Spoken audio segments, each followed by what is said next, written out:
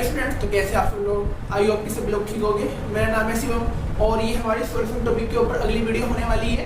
तो किसने इससे पहली वीडियो नहीं देखी है तो नीचे डिस्क्रिप्शन में प्लेलिस्ट का लिंक मिल जाएगा, जहाँ पर सारी की सारी वीडियो लाइन बारी लगी हुई है और साफ साफ लिखा हुआ है कि पार्ट 1 पार्ट 2 कौन सा है इस टॉपिक के नाम के साथ। और मैं आई बटन में ऊपर मेंशन कर दूंगा सारी की सारी वीडियो और प्लेलिस्ट का लिंक। ठीक है, तो चलिए आज की वीडियो है उसको स्टार्ट कर लेते हैं। और सबसे मेन बात जो है कि चैनल को सब्सक्राइब करना मत भूलना, अगर वीडियो अच्छी लगती है, और लाइक करने के साथ साथ अपने दोस्तों को भी शेयर करनी है। ठीक है, तो जो आज का हमारा टॉपिक होने वाला है वो है कोलिगेटिव प्रॉपर्टी। हाँ, आई नो कि जो हमारे कंसंट्रेशन के बाद टॉपिक निकल के आता है वो हमारा सोलेबिलिटी, जिसको हिंदी में विलेयता बोलते हैं, वो है। उसके बाद true solution, non true, sorry ideal solution, non ideal solution वगैरह है, उनको हम बाद में क्लियर करेंगे। पहले जो अच्छे अच्छे टॉपिक्स हैं उनको क्लियर कर लेते हैं, थोड़े जो कम अच्छे टॉपिक है उनको लास्ट में कवर करेंगे। तो जो आज का हमारा टॉपिक निकल के आता है वो है कोलिगेटिव प्रॉपर्टी। कुछ चीजें लिख रखी है इसके बारे में, क्योंकि वीडियो लंबी लगती है लिखते लिखते, तो इस वजह से मैं जल्दी से लिख दिया यहाँ पे, तो समझते हैं। तो कोलिगेटिव प्रॉपर्टीज, ठीक है, हिंदी में इसको बोलते हैं आप अनु संख्यक गुण। कुछ चीजें भाई ये सबके लिए है, यूपी वाले हो या चाहे सीबीएसई वाले हो, कुछ चीजें आपको हिंदी में अगर आप समझोगे तो बेटर रहेगी, और कुछ चीजें अगर आप इंग्लिश समझोगे तो ज्यादा बेटर रहेगी। जैसे कोलिगेटिव प्रॉपर्टी, अगर आप इसको हिंदी में वर्ड को समझ के करोगे याद, क्योंकि हमें तो मेन मतलब हमारा याद करने से है, तो अगर आप इसको हिंदी में समझ के याद करोगे, क्योंकि हमें समझना तो हिंदी में ही है ना, मेन वर्ड तो हमारा समझना है। भाई यूपी वाले हिंदी में लिखते हैं, सीबीएसई वाले इंग्लिश लिखते हैं, इतना फर्क है। समझते हो सब मदर टंग के अंदर है, हिंदी के अंदर ही है ना, तो हम भी अगर आप इसको हिंदी में कन्वर्ट करके समझोगे कुछ इस चीज को तो बहुत जल्दी समझ में आएगी। तो जिसका नाम है अणुसंख्यक गुण, तो इसको तोड़ दो आप दो हिस्सों में। अणुसंख्यक, अणु का मतलब कुछ भी मान लो मॉलिक्यूल वगैरह, ठीक है। संख्या माने संख्या, यानी कि अणुओं की संख्या, या कहे शुद्ध भाषा में पार्टिकल्स या मॉलिक्यूल्स या एटम्स की संख्या, ठीक है।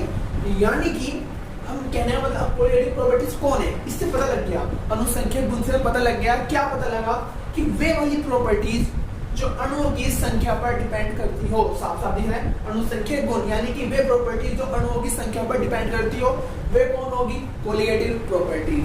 ठीक है, बहुत आसान से पढ़ा था, एकदम से देख के अणुसंख्यक गुण, यहाँ से समझ में नहीं आ रहा कोलिगेटिव प्रॉपर्टी, यहाँ समझ में आ गया अणुसंख्यक यानी अणुओं की संख्या, गुण का मतलब प्रॉपर्टीज यानी कि वे प्रॉपर्टी जो अणुओं की संख्या पर डिपेंड करती हो। ठीक है, ये समझ में आ गया।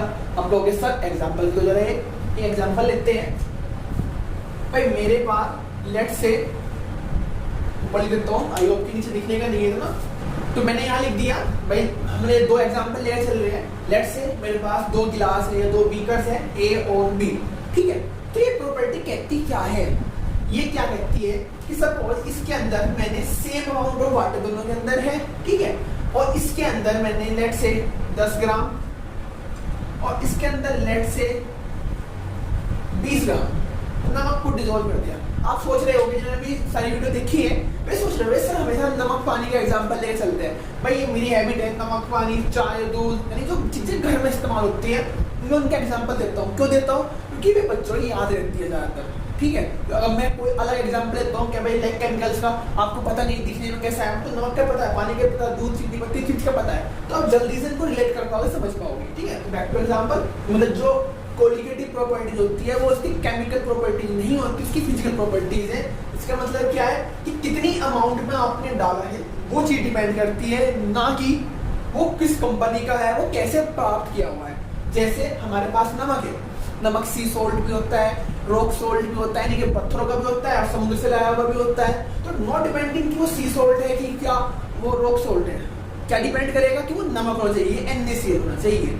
ठीक है, ठीक है, बात समझ में आई कि कितने ग्राम आपने डाला है, कितने मोल्स के सॉल्यूट के आपने डाले हैं, वो डिपेंड करेगा आपका। फिर लैंग्वेज तक चलते हैं। क्या?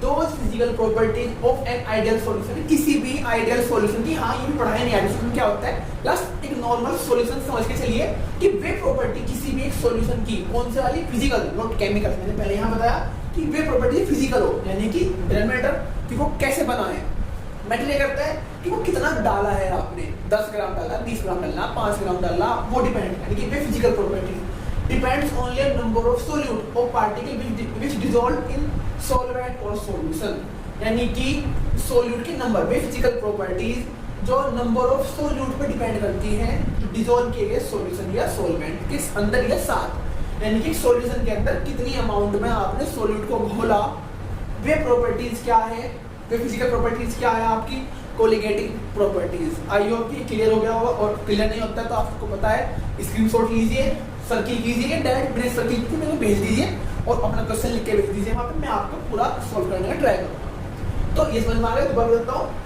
वे फिजिकल प्रॉपर्टीज किसी भी सॉल्यूशन की जो डिपेंड करती है नंबर ऑफ सोल्यूट पर, यानी कितना सोल्यूट आपने उसके अंदर डाला है, किसके अंदर, सॉल्यूशन या सॉल्वेंट के अंदर, ठीक है। वे कौन है, आपके कोलिगेटिव प्रॉपर्टीज है, मेडिकल से कोलिगेटिव प्रॉपर्टीज है, ठीक है। अब ये कुछ 4 तरह की होती है, कौन सी, ऑस्मोटिक प्रेशर, हिंदी में बोलते हैं परासलन दाब, डिप्रेशन ऑफ फ्रीजिंग पॉइंट, यानी फ्रीजिंग यानी कि जमना, ठीक है, यानी कि फ्रीजिंग पॉइंट है, डिप्रेशन यानी कि गिरना, ठीक है। याद नहीं आ रहा जमना क्या बोलते हैं इसमें, हिंदी में ध्यान नहीं आ रहा है। एलिवेशन ऑफ बॉइलिंग पॉइंट, यानी क्वथनांक बोलते हैं इसको, ठीक है, उसका हिमांक बोलते हैं, याद आ गया, यानी कि हिमांक का गिरना। Depression of elevation of boiling point, boiling को बोलते हैं हिंदी में क्वथनांक, क्वथनांक का बढ़ना, एलिवेशन यानी कि बढ़ना, और relative lowering in vapour pressure, ठीक है, यानी कि वाष्प दाब का अपेक्षित अवनमन, इसको हिंदी में करके आप इंग्लिश में पढ़ेंगे, ठीक है। अब इनको 1 बाय 1 हम वीडियो में कवर करेंगे। आज देखते हैं, जब लंबी वीडियो ना हुई तो हम शायद 2 को भी क्लियर कर सकते हैं या ज्यादा को भी, अगर लंबी होती है तो कोशिश करेंगे कि भाई एटलीस्ट एक तो क्लियर हो जाएगा। तो स्टूडेंट्स, जो हमारा कोलिगेटिव प्रॉपर्टीज में पहला टाइप निकल के आता है, या उसका एग्जाम्पल की ये आपकी चॉइस है, ठीक है, वो निकल के आता है, या पहली फिजिकल प्रॉपर्टी जो है वो निकल के कौन सी आती है हमारी, ऑस्मोटिक प्रेशर। ऑस्मोटिक प्रेशर पढ़ने से पहले एक वर्ड है एसपीएम, काफी लोगों ने सुना भी होगा, स्टूडेंट्स ने, जिसने नहीं सुना, जिसने सुना वो क्लियर कर लीजिए यहाँ पे, जिसने सुना है उसका पक्का हो जाएगा, जिसने नहीं सुना उसको समझ में आ जाएगा क्या होता है इसमें। तो एसपीएम की फुल फॉर्म है सेमी परमेएबल मेम्ब्रेन, ठीक है, हिंदी में बोलते हैं अर्ध पारगम्य झिल्ली। देखो हिंदी में पढ़ना, अर्ध पारगम्य झिल्ली, अर्ध यानी आधा, पारगम्य मानी जाना, झिल्ली का मतलब एक लाइक खाल टाइप की एक पतला सा नेट। अर्ध पारगम्य यानी कि सिर्फ आधा जा सकता है, कंप्लीटली उसमें से नहीं जा सकता, ठीक है। सेमी परमेबल, सेमी का मतलब भी आधा होता है, परमेबल यानी कि आधा जाने वाला, यानी कि एक मेम्ब्रेन है हमारे पास, एक झिल्ली है जिसमें तो कोई चीज फ्लो कर रहे हो तो वो कंप्लीटली फ्लो नहीं हो पा रही है। और क्या चीज फ्लो हो रही है, क्या चीज फ्लो नहीं हो रही है, वो मैंने यहाँ लिख दिया, यानी कि a membrane which allow only solvent particles to flow through it, यानी कि एक मेम्ब्रेन जो सिर्फ और सिर्फ सॉल्वेंट के पार्टिकल्स को अलाउ करती है फ्लो होने के लिए, सोल्यूट को अलाउ नहीं करती है। यानी कि हमारा एक सॉल्यूशन है और मैंने एक नेट बीच में एसपीएम लगा दी, लेट से मेरे पास एक सॉल्यूशन है, मैंने बीचों बीच यहाँ पर एसपीएम लगा दिया, तो इसके थ्रू सिर्फ सॉल्वेंट के पार्टिकल्स जाएंगे, ठीक है, सोल्यूट के पार्टिकल्स नहीं जाएंगे। तो ये होती है वो एसपीएम, ठीक है, समझ में आया क्या होती है एसपीएम, यानी एक मेम्ब्रेन जो सॉल्वेंट के पार्टिकल्स को फ्लो करने के लिए अलाउ करती है, सोल्यूट के पार्टिकल्स को अलाउ नहीं करती है, ठीक है, वो कौन है, एसपीएम यानी सेमी परमेएबल मेम्ब्रेन, अर्ध पारगम्य झिल्ली, ठीक है। ये 2 तरह की होती है, नेचुरल, आर्टिफिशियल। नेचुरल जैसे कि ओनियन मेम्ब्रेन, भाई ओनियन जो आप प्याज छीलते हो तो हल्की झिल्ली कैसे उतरती है, वो एक एसपीएम है, हमारी उंगलियों की खाल जो होती है, आप पानी के अंदर डुबा के रखो, पानी इसके अंदर चला जाएगा, बट जो खून है, ब्लड है, वो इसके बाहर नहीं आने का। एक देसी भाषा में बोल लूं, एक विलियन है, एक गाढ़ी चीज और पतली चीज, ये सिर्फ गाढ़ी चीज को तो सर ये गाढ़ी चीज को अंदर रखेगा और पतली चीज को अलाउ करेगा, ठीक है, ये बात समझ में आई है। जैसे अगर मैं पानी या दूध को मिलाता हूँ, ठीक है, तो पानी क्या होगा, पतला हो गया, ज्यादा अमाउंट में, दूध कम अमाउंट में हो गया, प्लस गाढ़ा होगा। तो अगर मैं एसपीएम से उसको अलग करता हूँ, यानी कि एग्जाम डायग्राम से समझ में आया, इसी बात समझ लीजिए, ये मिल्क प्लस वाटर, ठीक है, एक सॉल्यूशन तैयार किया है, तो जो एसपीएम है वो सिर्फ इधर यहाँ, यानी कि जो एसपीएम है सिर्फ वाटर को अलाउ करेगा क्योंकि ये पतला होता है, मिल्क को नहीं करेगा। ये अलग लैंग्वेज में कहे, वाटर क्या है हमारा यहाँ पे, सॉल्वेंट, क्योंकि ज्यादा अमाउंट में है, प्लस पतला है, जो मिल्क है वो गाढ़ा है और क्या है, कम अमाउंट में, यानी कि सोल्यूट है, ठीक है। ये बात क्लियर हो गई होगी कि एसपीएम का क्या रोल है, ठीक है।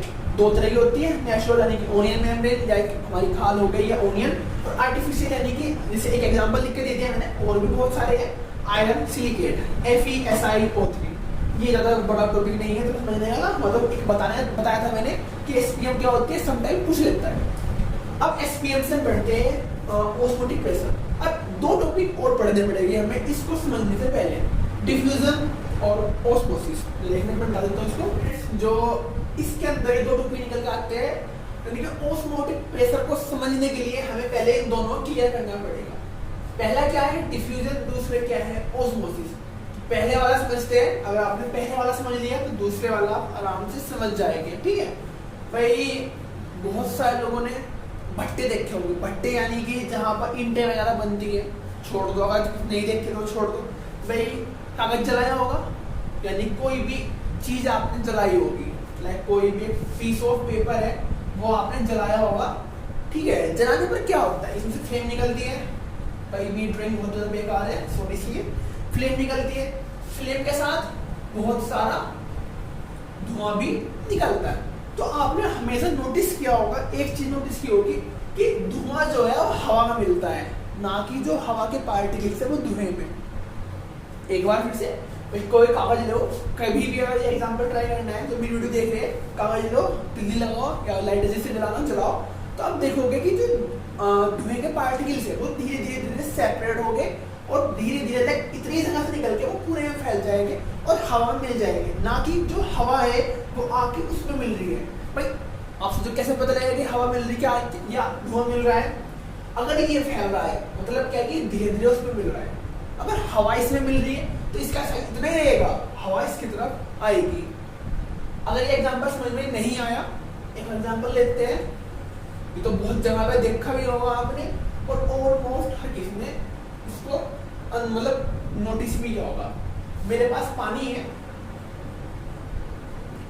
ठीक है, इसमें मैंने कुछ ड्रॉप्स, भाई मैंने पहले कहा मेरी ड्राइंग अच्छी नहीं है, ठीक है, कुछ ड्रॉप्स मैंने क्या डाला, मिल्क, ठीक है, कुछ ड्रॉप मैंने इसके अंदर मिल्क की डाल दी। तो क्या नोटिस करेंगे, जब मिल्क इसके अंदर डलेगा पानी के अंदर, तो जो मिल्क है वो धीरे धीरे धीरे धीरे धीरे सेपरेट होगा, यानी सेपरेट नहीं सेपरेट, ये फैलेगा धीरे धीरे धीरे, इस तरह से होते होते ये फैलना शुरू हो जाएगा और एक टाइम आएगा कि पूरे का पूरे पानी के अंदर ये फैल जाएगा। यानी कि क्या हुआ, जो ये सोल्यूट था, ये सोल्यूट है, ये सोलवेंट है, जो सोल्यूट पार्टिकल्स है वो सोलवेंट में गए और इसमें क्या हुआ, सोलवेंट सोल्यूट के पास नहीं आया, सोल्यूट आया है सोलवेंट के पास और उसमें जाकर मिल गया। तो जो ऐसी फिनोमिना होते हैं, ऐसी क्रिया सिद्धि होती है, वो किसके अंदर आती है, वो आती है डिफ्यूजन के अंदर। यानी कि डिफ्यूजन क्या है, डिफ्यूजन एक वो फिनोमिना है जिसमें सोल्यूट पार्टिकल सोलवेंट में जाकर मिल जाते हैं विदाउट एनी मीडियम। मीडियम का मतलब क्या है, एसपीएम, ठीक है। यानी कि एक ऐसा फिनोमिना जिसके अंदर सोल्यूट पार्टिकल सोलवेंट के अंदर मिल जाते हैं, वो क्या है, आपका डिफ्यूजन है। बात क्लियर हुई। अब आते हैं आपके ऑस्मोसिस के अंदर। जो हमारा ऑस्मोसिस है वो डिफ्यूजन का जस्ट उल्टा है, ठीक है। इसके अंदर क्या हुआ था, हमारा जो सोल्यूट था वो गया सोलवेंट के पास और इन दोनों के बीच कोई भी मीडियम नहीं था। ये इसको हम डेंस बोल सकते हैं, थोड़ा गाढ़ा बोल सकते हैं, ये थोड़ा सा डाइल्यूट है, ठीक है। ये कैसा है, हमारा थोड़ा कंसंट्रेटेड है, ये हमारा डाइल्यूट है, यानी कंसंट्रेटेड डाइल्यूट की तरफ हमारा गया, ठीक है। ऑस्मोसिस है वो जस्ट इसका उल्टा है, ठीक है। ऑस्मोसिस के अंदर क्या होता है, जैसे मैंने बताया था अभी एसपीएम, जो चीजें मैंने एसपीएम में बताई वो सारी की सारी ऑस्मोसिस के लिए थी। यानी क्या होगा, सोलवेंट के जो पार्टिकल्स है वो जाएंगे एसपीएम के पास और एसपीएम से होते हुए सोल्यूट के पास। या एक चीज और कह सकते हैं इसको कि हमारा पास सॉल्यूशन है, ठीक है, जिसके अंदर दोनों है, सोल्यूट प्लस सोलवेंट। मुझे तो कोई जरूरी बात पता नहीं की है नहीं, ठीक है। दोनों के दोनों गए किसके पास, हमारे यहाँ लिख देते हैं, दोनों के दोनों गए हमारे किसके पास जी, एसपीएम के पास, ठीक है।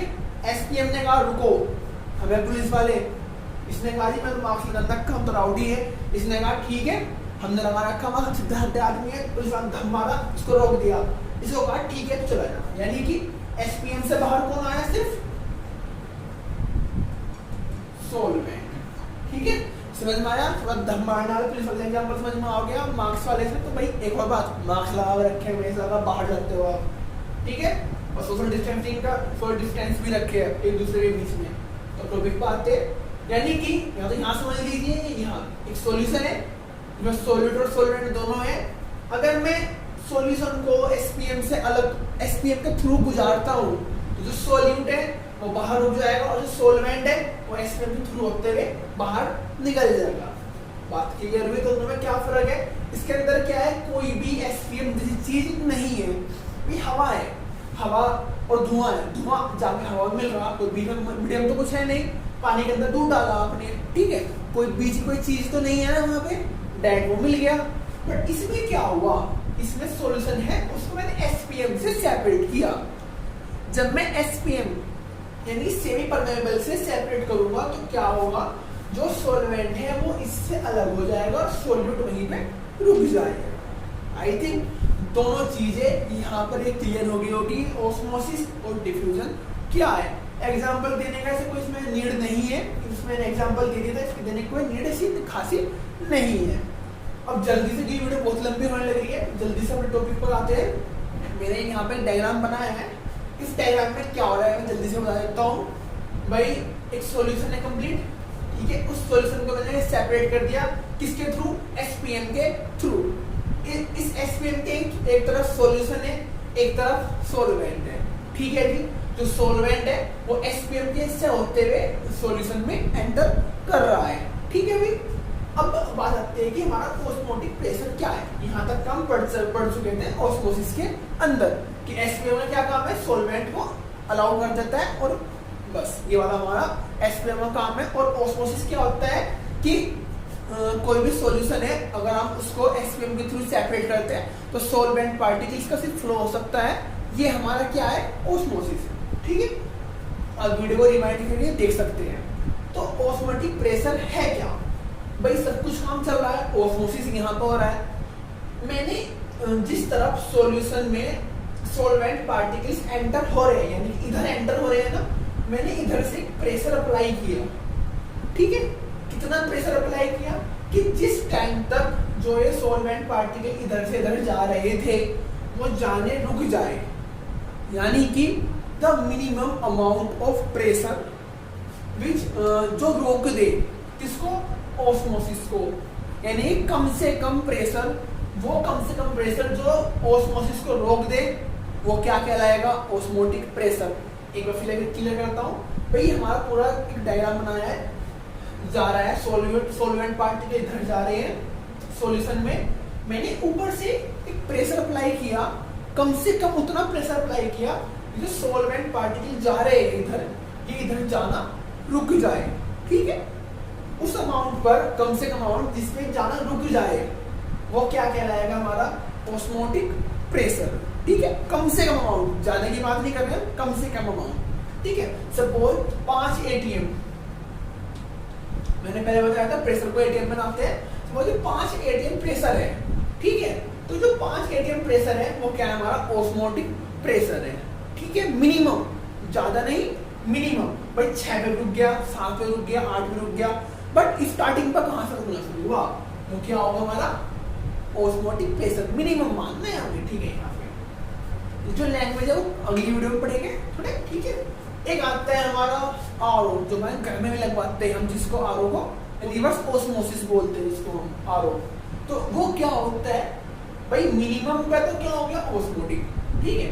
अब हमने 5 एटीएम पे तो रुक गया, हमने एक्स्ट्रा लगाना शुरू कर दिया, मतलब सपोज 6, 7, 8, ठीक है। तो जो ज्यादा प्रेशर लगा उसने क्या किया, जो ये पार्टिकल्स इधर जा रहे थे, भाई 5 पे तो रुक गया था, अब 6 और 7 पे क्या होगा, धीरे धीरे वापस जाने शुरू हो जाएंगे, यानी सॉल्वेंट में से निकल के सॉल्यूशन में से निकल के सॉल्वेंट की ओर, सॉल्वेंट पार्टिकल ही जाने शुरू हो जाएंगे, ठीक है। वो क्या कहलाएगा आपका, आरओ, यानी कि रिवर्स ऑस्मोसिस, ठीक है। क्लियर हुआ, यानी कि अगर 5, यानी कि ऑस्मोटिक प्रेशर में ज्यादा प्रेशर लगाओगे तो सॉल्वेंट पार्टिकल वापस उसी एरिया में आने शुरू हो जाएंगे।